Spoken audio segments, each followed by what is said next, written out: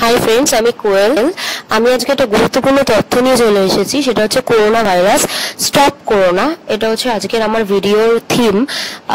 এখন যেটা নিয়ে আমাদের এখন প্রচুর চারিদিকে করোনা ভাইরাস এত বেড়ে যাচ্ছে যে আমাদের মানে ঘরে থাকাটাই শ্রেয়। তো প্লিজ কেউ কোনো কাজ ছাড়া বাইরে বেরিও না।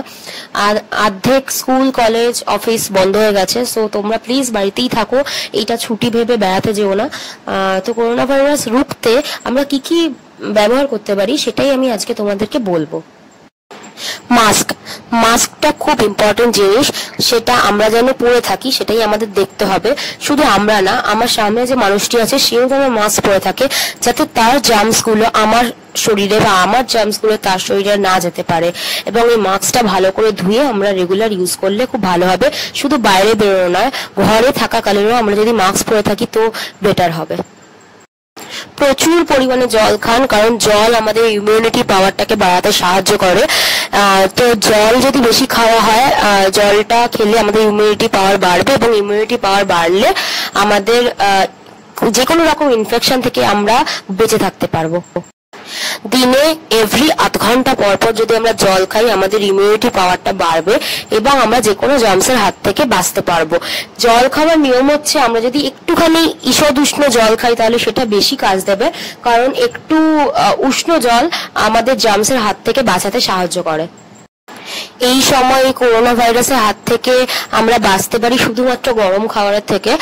মানে আমরা যেমন গরম জলটা বলছি, সেরকম যদি গরম চা বা গরম কফি বা যে কোনো রকম গরম খাবার বা যে কোনো খাবার খাওয়ার আগে সেটা যদি গরম করে খাওয়া হয়, তাহলে এটা আমাদের খুবই উপকারী।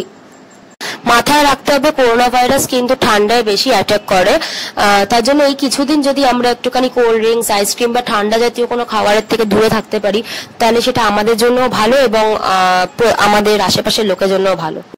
ভালো করে হাত ধুন, যাতে জার্মসটা আমাদের শরীরে না থাকতে পারে, কারণ হাত থেকেই আমাদের জার্মসটা চারিদিকে যায়। কারণ আমরা হাত অনেক সময় ভুলবশত চোখে, মুখে, নাকে হাত দিয়ে থাকি, যেটা এখন এই মুহূর্তে বন্ধ করে দেওয়াটাই খুব বেটার।